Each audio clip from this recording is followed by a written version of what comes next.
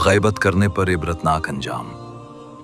एक ताबी बुजुर्ग रब्बी रहमतुल्लाह ताला अपना एक इबरतनाक वाक़या बयान करते हैं। फरमाते हैं, एक दिन मैं एक मजलिस में पहुंचा। लोग बैठे गुफ्तगू कर रहे थे। मैं भी जाकर बैठ गया। बातों ही बातों में अचानक किसी की गीबत शुरू हो गई। ये सुनकर मेरा दिल घबरा गया। मैंने सोचा, नहीं, ये गलत है। यहाँ बैठना अब गुनाह में शरीक होना है। लिहाजा मैं फौरन उठकर चला आया। कुछ देर बाद ख्याल आया, शायद अब बात ख़त्म हो चुकी हो।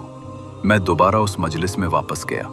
कुछ आम बातें हुई, लेकिन कुछ ही लम्हों में फिर वही गीबत शुरू हो गई। इस बार मेरे कदम रुके रहे। मैं ना उठ सका। दिल ने कहा, बस सुन लो, क्या फ़र्क पड़ता है।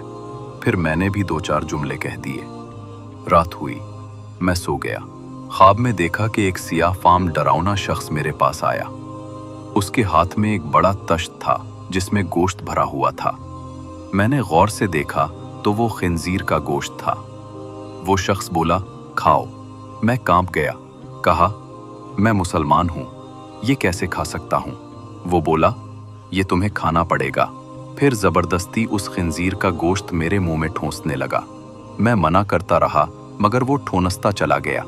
मेरा दिल मुतलाने लगा, के आने लगी, मगर वो बाज ना आया। यहाँ तक कि मैं चीखता हुआ जाग उठा। सुबह हुई।